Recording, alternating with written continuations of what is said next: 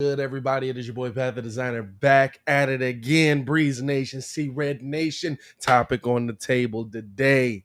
Did the Bulls fall back in the East by doing nothing? Let's talk about it. Starting now.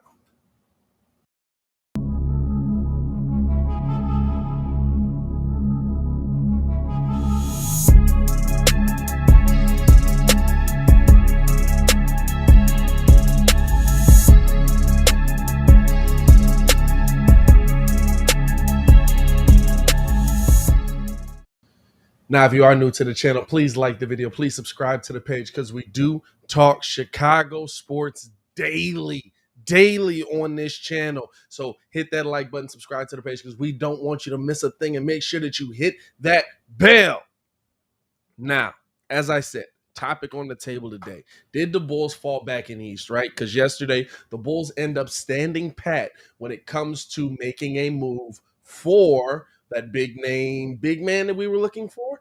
And so you didn't get the rebound help that a lot of Bulls fans were looking to get in the Eastern Conference. Meanwhile, we're looking around at some of the other teams, and the other teams make moves that seemingly make them better. Cleveland ends up getting Karis LeVert in there. Now they're in a better position to be more offensive while still having a lot of that rebounding help.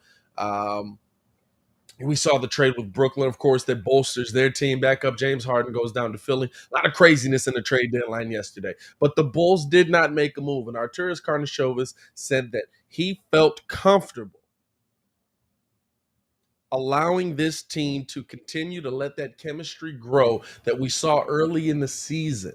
Now, we only saw this entire team together for 16 games, that main core for 16 games, but he felt that that was enough, that he wanted to stand pat and let this unit do what it does. Not to say that he wouldn't add that to it, but to let this unit do what it does. And so a lot of Bulls fans feel like we took a step back yesterday. I'm not one of those. When I look at this team right now, I look at a team that went about 98% healthy, with P. Will being our one major injury at the beginning of the season. We were not only the best team in the Eastern Conference, we were beating a lot of the teams that we felt were going to beat us. And at the same time, we were top 5 offensively, top 5 defensively, and the teams that could expose us every now and then did, right? Sometimes that happens in the NBA. Now, do I think that the Bulls don't need rebounding help inside? Absolutely not. We definitely need somebody to help Vooch in there. Vooch is doing so much for us down low. It's tough for him when he has to pop out and defend a play, and the guy that's moving over, while a great defender, is a 6'4" power forward in Javonte Green. Just doesn't breathe, just doesn't move the needle towards success when you're talking about getting those defensive rebounds inside and helping down low. And it shows in the numbers, right? The Bulls are one of the worst rebounding teams in the NBA. They're 29th, I believe, all around in rebounding, at about 42 rebounds a game. But here's why I say I don't think that the Bulls fell back.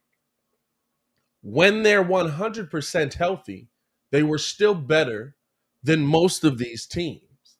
They were still in a better position to win games than most of these teams. And here's the part that I want Bulls fans to remember, right? We weren't coming into this looking for a game-changing rebounder. We came into this looking for what? Guys whose ceilings were 11 points a game, 9 rebounds. We weren't looking for a game-changing big man in this offseason. We were looking for a role player. And so I want y'all to understand the perspective that I'm coming with here. The thought process of this team now can't compete in a playoff series. This team is going to be one and done. This team is not going to make it far in the playoffs. This team can't compete with the teams that are in the Eastern Conference to get to an NBA Finals is ludicrous because of a role player. We're talking about a role player. Now, Does it mean that we don't need that role player? I still think we do need that role player. I still think you can find that guy in the buyout market if it should come to that. I'm hoping that AK does hit that buyout market and see, and hopefully, maybe we see Derek Favors get bought out. I feel like that's becoming a lot less likely as we're going through. Maybe it is a Robin Lopez, maybe it is an Enos Cantor, whatever it is. We're asking for minimal production. We're asking for hey, we need you to come in here, stand here, and rebound. It doesn't change the fact that DeMar DeRozan is a really good shooter from the mid-range, one of the best in the NBA, if not the best mid-range shooter in the NBA, although Kevin Durant might have something to say about that. It doesn't change the fact that Zach LaVine is one of the best shooting guards in the NBA. It doesn't change the fact that Ayo Dosunmu is legitimately the best on-ball defender. Now, it might have fallen off in these last few games, but at one point in this NBA was the best on-ball defender in the NBA. It doesn't change that fact. It doesn't change the fact that Nikola Vucevic down low is absolutely getting busy when they send him down low, when they run the offense or centered around him. All of those things are still true. Now, before I continue with the video, I want to know how you guys feel. Let me know in the comments below. Excuse me. Do you think that the Bulls fell back in the Eastern Conference by doing nothing, by not making that move to go get a big rebounder, a big name to stand next to Vooch? I'll be down there talking with you as well. Here's my thing. Here's what it comes down to me. The issues that the Bulls have, to me, are fixed by effort and want to, minus the rebounding, right? Because I think they just don't have the size to get down there and rebound as well. But the biggest issue the Bulls have to me is not, can we outscore teams? Can we outboard teams? Can we outrun teams out of the building? The biggest issue to me is that defensively, the Chicago Bulls aren't doing a great job. Defensively, the Chicago Bulls are leaving teams open. Defensively, the corner three seems to always be open. And so what do you have there? A lot of times when you leave a shooter wide open, sometimes he does miss, but you also don't have the rebounding there to take that away from him on that first try. So now he gets a second opportunity at it, and guess what? He's still wide open. The bigger problem there isn't that you didn't get the rebound. The bigger problem there is that the dude was wide open both times.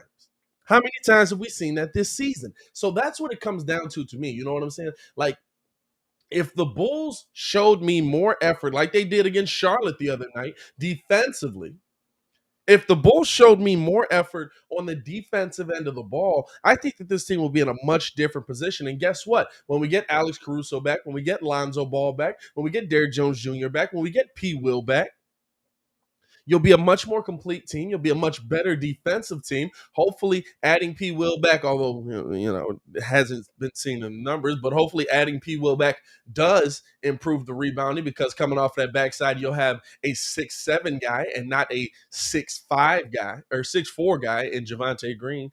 And I do think the Bulls will add at this buyout market. I think they'll find some pieces in there, but I'm not upset at the Bulls for standing pat at the deadline, because if there was a deal that could have been made, it seemed like all the players we were talking about were packaged in to better deals, right? It seemed like all the players we were talking about were a part of group trade or bigger package trades where they sent it to make money work for guys.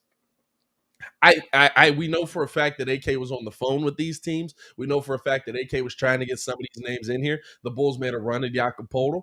A couple of teams made a run at Jakob Poeltl, and the Spurs said no. You know what I'm saying? It's got to work on both sides. A couple of teams made a run at Jakob Poeltl, and the Spurs said no. So I'm not upset that the Bulls stood pat on this. I'm not upset that the Bulls did not give away too much, because I feel like what we saw down in Philly was a fleecing. And I would have been upset if we did that for a player that we're talking about 13-9. You know what I'm talking? You know what I'm saying? Like one of those players that it's like, he's a really good player, as a role player. Why did we give up so much for him as a role player? And so I hope that we're able to find that guy in the buyout market. I think we will be able to. I think we'll be able to find some guys that are, that will be able to come in and fill that role that we need to be filled. So it's going to be interesting to see what the Bulls do, man. I'm waiting to see. I want to hear from you guys, though. How are you guys feeling, Bulls Nation? How are you feeling, Breeze Nation? Let me know in the comments below. I'll be down there talking with you as well. Did the Bulls fall back? In my opinion, no. The biggest problem with the Bulls right now is health and defensive effort. I don't think that they fell back. I think that this team is just really, really injured. And they have been all season, and they're still top 3 in the East. Keep that in mind, Bulls fans. Keep that in mind. I want to know how you guys feel, man. Let me know in the comments below. Like I said, as always, it's your boy, Pat the Designer, back at it again to continue watching our Chicago Bulls content. Click the links here or check the links in the description below. Got a ton of dope Bulls content on this channel, and make sure to tune in for the Morning Breeze Monday through Friday, 6 to 9 a.m. As always, it's your boy Pat the Designer back at it again. Y'all stay safe out there, Chicago. Peace.